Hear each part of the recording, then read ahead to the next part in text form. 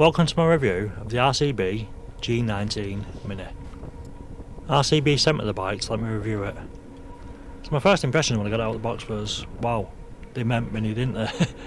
It's not the bike that's small, it's just the wheels that are small.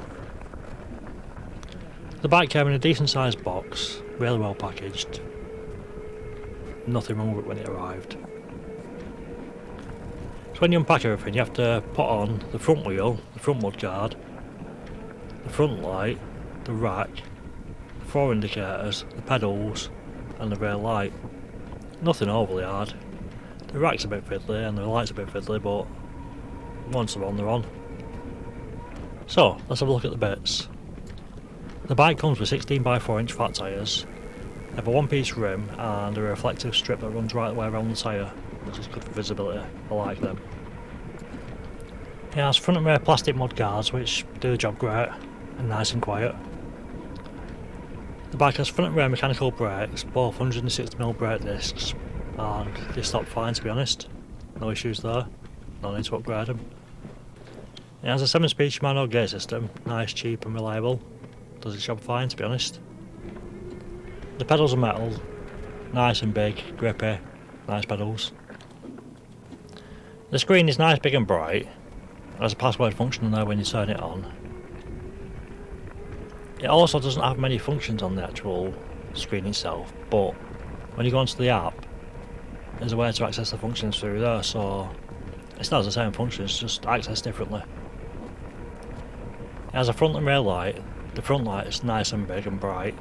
The rear light's a brake light as well, so win-win.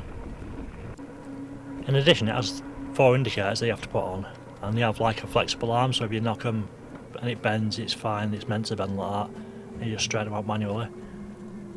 I actually think they're a really good addition, and I don't know why all e-bikes don't have indicators, because we kind of need them. They make life so much simpler. Then you have the front rack, which is nice and handy. Looks pretty sturdy, feels pretty sturdy, so you'll be fine putting your shopping on that. You've got a nice long big padded seat, which is really comfortable to ride. Then you've got the front and rear suspension, which is set up really nice, very comfortable. Can't fault it really. You have a 36 volt 30 ampere battery, which I got about 20 mile range from. The motor is 250 watts with 60 Nm meters. So, what do I think of the bike? The first thing I thought after building it was, ooh, it's a bit small. And it's not really the bike that's small, it's more the wheels. And I was thinking, I'm going to struggle to ride this because I'm not tall, I'm like 5'9", but then I'm not short, so I was like, it could be not fun to ride. Luckily, the cadence sensor on it's set up really nice, so there isn't much of a delay when you're starting, which really helps because the sitting position isn't perfect for putting pressure on pedaling. To be honest though, we don't really buy these type of fixed seat bikes for the riding position or the ability to pedal. We buy it because of how they look, and we like that, and it's a flaw with them all. You can't have everything. I didn't really have to put much pressure on the pedals, to be honest. It was nice and easy to ride, nice and easy to start, and just pretty chilled. The weird thing is I actually had to relearn how to ride this bike completely, because usually when you ghost pedal, you're kind of just beyond the pressure of actually turning the wheel. On this thing you're miles off, like once it's doing 16 mile an hour, or 15.5,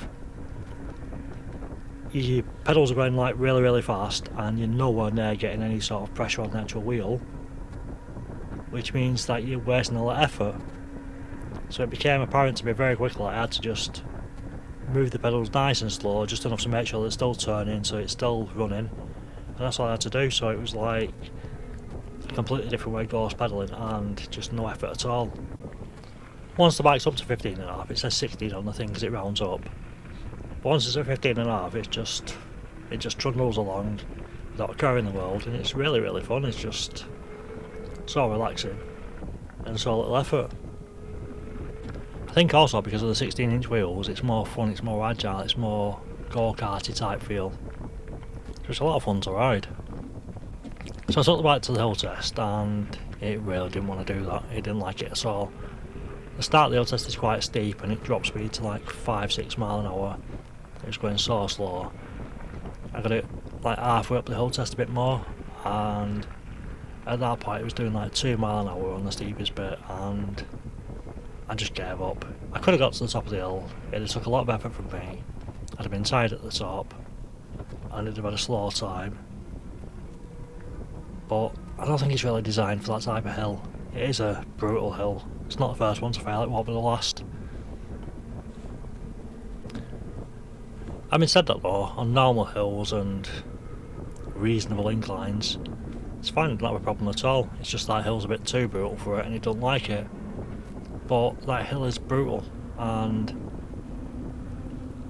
it's not a hill that most people will face on a regular basis. So this bike's more designed for local commuting.